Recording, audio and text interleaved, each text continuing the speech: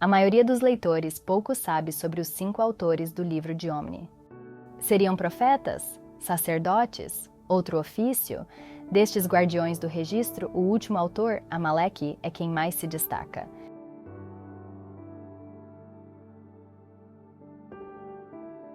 Suas palavras correspondem a 19 dos 30 versículos deste livro.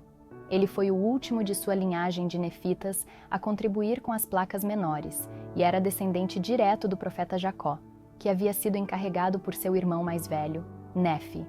Esse encargo real e profético foi mantido, em graus variados de detalhes, por cada descendente de Jacó até Amaleque. Amaleque era um de pelo menos 2 filhos de um homem chamado Abinadã, e nasceu nos dias de Mosias I.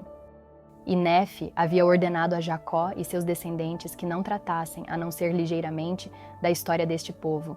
O momento exato dos acontecimentos nessa seção do livro de Mórmon é incerto. Mas sabemos que Amaleque viveu durante os dias de Mosias e até o reinado de Benjamim.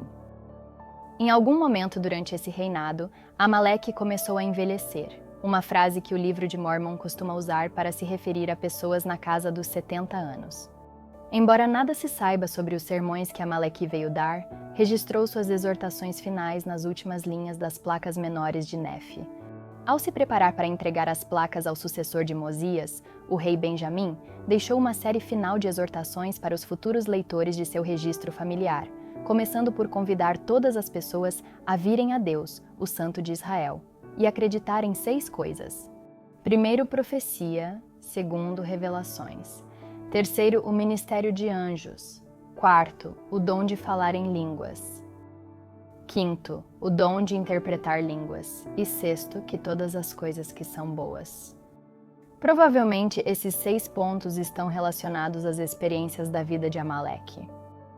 Ele e alguns membros de sua família seguiram Mosias, pai do rei Benjamim, ao deixar a terra de Nefe para uma nova terra, confiando que Mosias estava recebendo a palavra do Senhor. Nesta jornada, eles se aventuraram no deserto, onde deram ouvidos à voz do Senhor, e foram guiados por muitas prédicas e profecias, e continuamente admoestados pela palavra de Deus, e foram conduzidos pelo poder de seu braço. Amaleque estabeleceu-se na nova terra, enquanto outros, inclusive seu próprio irmão, partiram para recuperar sua antiga terra de herança. Amaleque permaneceu fiel ao que sabia que o Senhor havia ordenado que ele fizesse. Embora o registro de Amaleque não indique como o historiador obteve seu testemunho do ministério de anjos, é claro que ele o fez, considerando seu sincero desejo de que todos recebessem esse testemunho também. Ele poderia ter invocado o Senhor e sido consolado por seus mensageiros muitas vezes. Ao se estabelecer em Zaraenla, ele lamentou a partida de seu irmão, suportou contendas entre o povo ou travou guerra contra os lamanitas. Embora a lacuna linguística entre os nefitas e o povo de Zaraenla tenha sido superada pelos esforços diligentes do rei Mosias, Amaleque teria testemunhado uma aplicação do dom de falar em línguas. Este não teria sido um evento único, pois diferenças linguísticas como as entre nefitas e molequitas são difíceis de resolver em qualquer sociedade. Amaleque provavelmente reconheceu a mão do Senhor nesse processo muitas vezes, pois viveu na terra de Zaraenla durante grande parte de sua vida. Essa menção pré-cristã do dom de línguas é notável, embora tenhamos pouca indicação de como ela poderia ter se comparado a um entendimento cristão primitivo. Um dom do Espírito relacionado, o dom de interpretar línguas, também foi registrado por Amaleque. Embora o falar em línguas pareça ser distintamente verbal, esse dom de interpretação pode ter se referido especificamente à tradução escrita. Amaleque sabia do dom de Mosias e registrou como levaram-lhe a Mosias uma grande pedra com gravações. E o rei profeta e vidente interpretou as gravações pelo dom e poder de Deus, contando a história que continha alguns de seu povo. Esse dom também pode ter sido empregado por Mosias ao ensinar aos molequitas sua língua, e também pode ter sido visto como uma bênção do Senhor de várias maneiras. Finalmente, no final de seu relato, Amaleque repetiu sua ordem anterior de vir ao Senhor, mas agora especificamente chamado de Salvador. Ele exortou sua futura audiência dizendo: deveis vir a Cristo, que é o Santo de Israel, e participasseis de sua salvação e do poder de sua redenção. Como um caminho para esse fim, Amaleque disse a seus leitores para ofertar-lhes toda a vossa alma como dádiva, que continuassem em jejum e oração e que perseverassem até o fim, concluindo que, assim como vive o Senhor, sereis salvos. Amaleque não teve filhos ou parentes a quem pudesse confiar as placas menores depois que começou a envelhecer.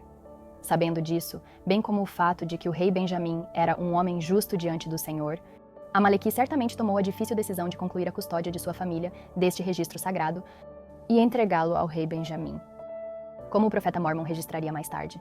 Depois que Amaleque entregou estas placas menores nas mãos do rei Benjamim, o rei as tomou e depositou com as placas maiores de Nefe, que haviam sido guardadas e entregues pelos reis.